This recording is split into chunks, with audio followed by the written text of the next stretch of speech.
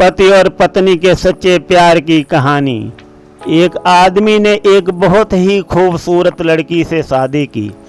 शादी के बाद दोनों की ज़िंदगी बहुत ही प्यार से गुजर रही थी। वो उसे बहुत चाहता था और उसकी खूबसूरती की हमेशा तारीफ किया करता था। लेकिन कुछ महीनों के बाद लड़की चर्म रोग स्किन डिसीज से ग्रसित हो गई और धीरे धीरे उसकी खूबसूरती जाने लगी। खुद को इस तरह देखकर उसके मन में डर समाने लगा कि यदि वो बदसूरत हो गई तो उसका पति उससे नफरत करने लगेगा और वह उसकी नफरत बर्दाश्त नहीं कर पाएगी। इस बीच एक दिन पति को किसी काम से शहर के बाहर जाना था। काम खत्म कर जब वो घर वापस लौट रहा था, उसका एक्सीडेंट हो गया। एक्सीडेंट में साथियों उसने अपनी दोनों आंखें खो दी, लेकिन उसके बावजूद भी उन दोनों की जिंदगी सामान्य तरीके से आगे बढ़ती रही। समय गुजरता रहा और अपने चर्म रोग के कारण लड़की ने अपनी खूबसूरती पूरी तरह गंवा दी। वो बदसूरत हो गई, लेकिन अंधे पति को इस बारे में कुछ भी पता नहीं था।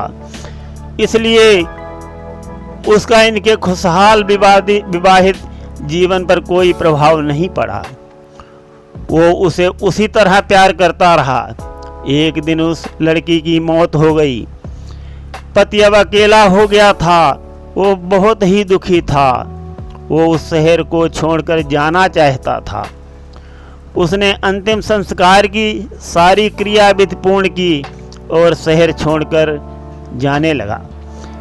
तभी एक आदमी ने पीछे से उसे पुकारा और पास आकर कहा, अब तुम बिना सहारे के अकेले कैसे चल पाओगे? इतने साल तो तुम्हारी पत्नी तुम्हारी मदद किया करती थी।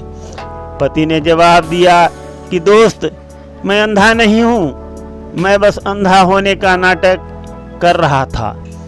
तभी दूसरे आदमी ने पीछे से उसे पुकारा और पास आकर कहा कि अब तुम बिना सहारे के अकेले कैसे चल पाओगे?